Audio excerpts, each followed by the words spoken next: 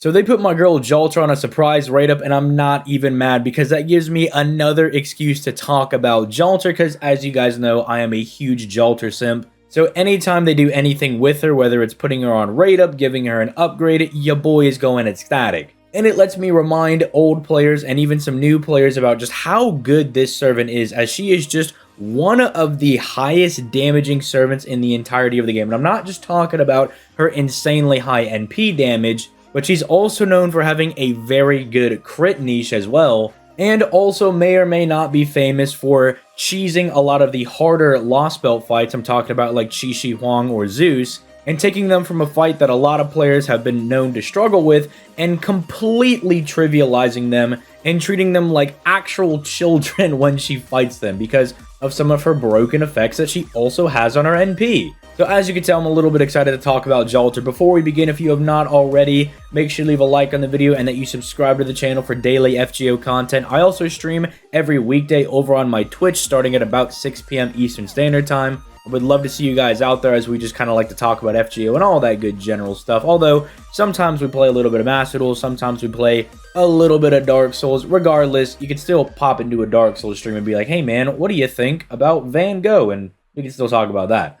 As long as I'm obviously not getting turned into a pancake or something when you join the stream, right? If I'm getting obliterated, then I might need to contend with whatever's going on and then answer the question. But with that being said, let's just go ahead and dive right into this, starting off with Jalter's hits. And I'm really glad that they just gave her the double buster, double art setup because this helps Jalter in many ways. For one, she's able to bust her Brave Chain with herself, which is really important because, as I kind of just spent the first minute of the video talking about, she's pretty much known for doing redonkulous amounts of damage. And so being able to bust her Brave Chain is very important. But those double arts cards, even though they have low hits at only 2 apiece, she does have 0.83% NP gain, and she is a crit servant, meaning you will be critting on these. And even though there's only 2 hits, getting crits on 0.83% NP gain when it's that high means she should be fine when it comes to refunding her NP. Also, if that's not enough, she has a passive Avenger skill.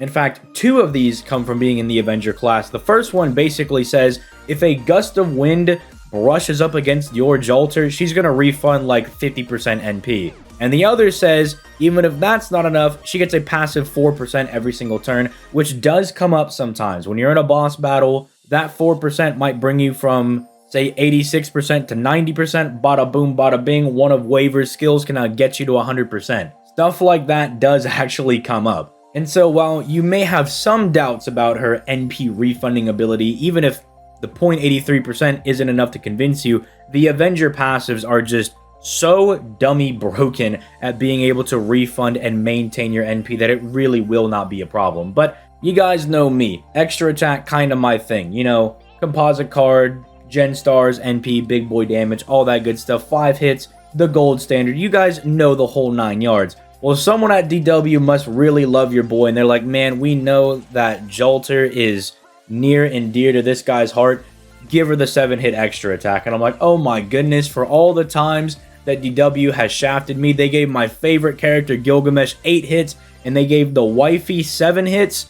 It's a good day. Regardless, I mean, shouldn't have to say it, but it's going to make her Brave Chains pretty good, especially if you level up her Append skill for that boost to the extra attack. But really, that's kind of it when it comes to the hits. We should start moving into the skills because the skills are where you start to see some pretty nutty stuff from Jalter. But I say nutty because it's all really, really good, but it's all super basic stuff that just makes her really good because of her naturally high stats. I mean, she still has, like, the highest attack in the game, and she's, like, what, a year 1 servant, and she still has the highest attack in the game? Plus, the Avenger, like, attack modifier is also pretty insane as well, so not only is she rocking stupid high attack, but her class modifier is really high. If you don't know, certain classes have different damage modifiers, so they actually do more damage. For instance, Assassins get memed on all the time for having a really low damage modifier. Lancers and Avengers have really good damage modifiers. That's why Eris, despite not having like her special damage mod and whatnot, still does a whole lot of damage. Like even without like the Yomi curse thing, she can still do insane damage because Avengers just do a lot of damage. But the skills here, they may all sound a little maybe underwhelming to some people, but trust me, it goes a long way with Jalter because her stats are really carrying the brunt of how much damage she'll be able to do, and it's going to be enough, trust me. So her first skill is basically her crit skill. She's getting 50% crit damage for 3 turns, and she's getting really decent star weight for 3 turns on a 5-turn cooldown. Keep in mind that 50% crit damage is actually 60% because she does have a passive 10% crit damage buff. So usually this is where I would say, oh, 50% crit damage, that's the same amount of crit damage that Waiver gives people to give you guys a little bit of a gauge of how good this crit damage buff is. No, it's actually a little bit better than that because it's 60%. The star weight is absolutely necessary because you'll notice that Jalter has absolutely abysmal star absorption. That's kind of how she's balanced. And this star weight is supposed to help her fight for some of those stars. Now, currently on NA, she does not have her NP upgrade.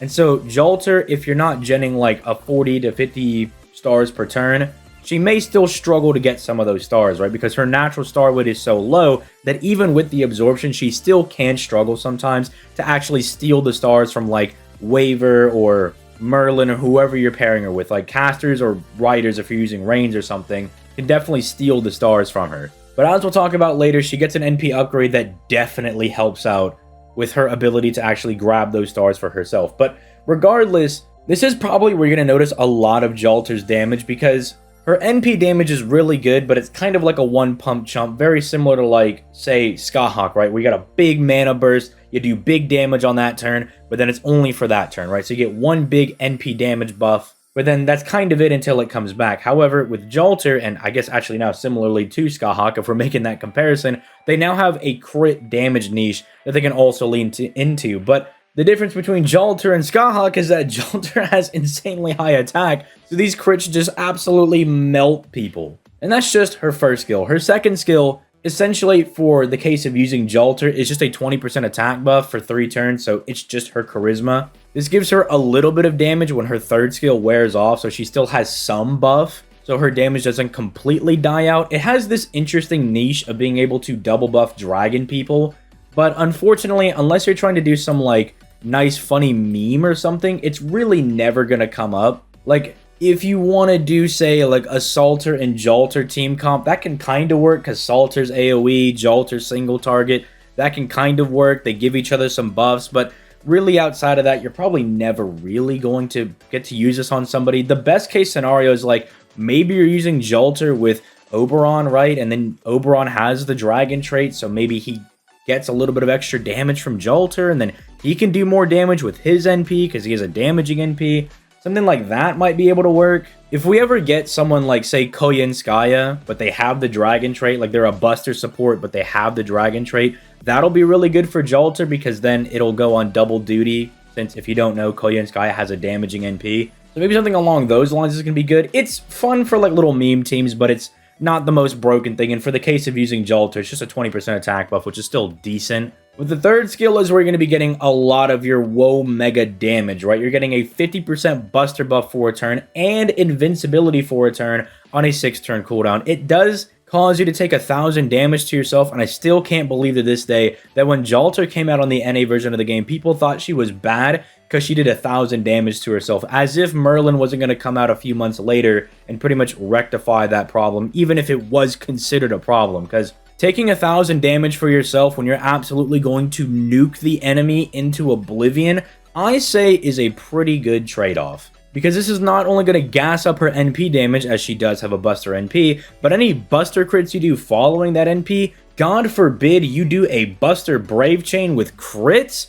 are going to absolutely annihilate whoever you're fighting. Now, yes, it does have the old design philosophy where the damage steroid is tied to your survivability, which is really annoying because you might be in a situation where it's like, do I want to preserve my damage or do I need to save this for when I need it to survive? Thankfully, if you're using her with someone like Merlin, Merlin can definitely keep her alive because he has the AoE Nope skill. So you have a little bit more flexibility with this, although if you're using her with Koyenskaya, Koyenskaya has like no survivability buffs for the party. She kind of leans more into like, let's just obliterate the enemy with full force. And so maybe in those situations, you might want to be more mindful of holding onto the invincibility, but then again, you get so much damage and everything with Koyenskaya that I think just leaning into that and just trying to obliterate the enemy is probably the correct decision. But yeah, looking at her skills, you can see why I said she's a little bit basic, right? Just good crit damage buff, especially with her passive, nice star weight to help her fight for stars. Decent attack buff for herself and her allies, and hey, if you're using her with a dragon, it does help out. It does double buff into her third skill as different buff types do multiply into each other, so when her third skill is up, she gets a massive amount of damage. And in a pickle, she does have some form of survivability, with the caveat it being that you're going to give up your buster buff if you use it at that time. But finally, there's the NP. Now I'm going to talk about the buff version of the NP because it adds a really insane ability to this. Because right now on NA, we still just have the normal NP where you get the buff block and you get the curse, right? The curse is fine if you're using her with literally anybody that like ties into using curse damage, right? If you want to use someone like Eris or someone along those lines to make some Avenger meme team, you can definitely make use of that.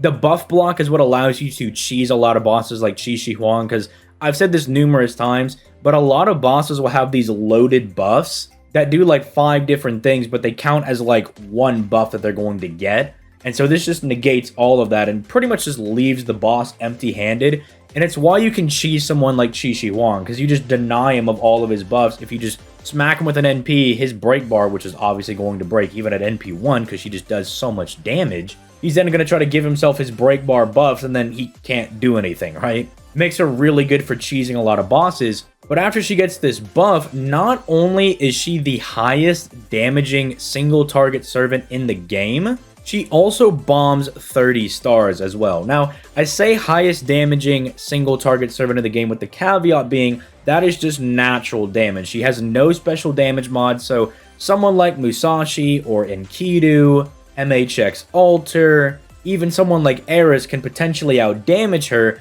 but it's just that Jalter's damage is always free. And that's kind of the upside to her. She has the highest damage in the game, but that is the ceiling that you get. But the 30 stars is what allows her to really shine, in my opinion, because now she's really no longer fighting for stars. If you've used Jalter, you know that she can provide a decent bit of stars in her own Brave Chains. Nothing super insane, she's no Jack, right? But she could provide a decent amount of stars for herself. And so after you do, like, say, an NP Brave Chain, you're going to get like 15 to maybe 20 stars if you're lucky and you got the quick card in there, plus the 30 stars on her NP, pretty much guaranteeing that like in a Brave Chain, Jalter can get anywhere from like 40 to 50 stars, right? Again, if you have a really good Brave Chain, you could actually start doing insane stuff like that, completely cutting out her need to even fight for stars because there's just so many stars available that she could just crit people into oblivion. So even though her NP might be down and you might have lost the mana burst that turn,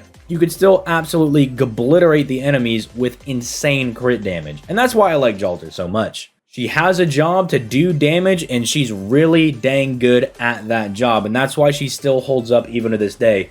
Sure, like Gilgamesh, they could give her some buffs here and there to maybe make her better, quote-unquote, but she's going to be fine. I mean, even though I made the video asking if Gilgamesh fell off, he's still going to be used, right? The core thing of what you want to use him for is still a good niche. Same thing for Jalter. You need somebody obliterated, you pull her out of the box and she blows them up. I think the buff she got is a really good step in the right direction, and I can't wait to see what they do with her in the future. But with that being said, let me know how your summons are going for Jalter, because I know a lot of you guys are actually pulling for her. I'm going to be doing my pulls Monday on stream, because that's when she's going to be on solo raid up, so I hope to see you guys out there Monday. But if you don't, I'll be sure to upload the stream, or at least the summons from the stream to the channel, so you guys can see if I actually got NP2 to even maybe NP5 Jalter, because, you know, you got to do the wifey right. You got to get her to NP5. But with all that being said, I'm going to go ahead and get out of here. Don't forget to leave a like on the video, subscribe to the channel, and I will catch you guys in tomorrow's video. Peace late, guys.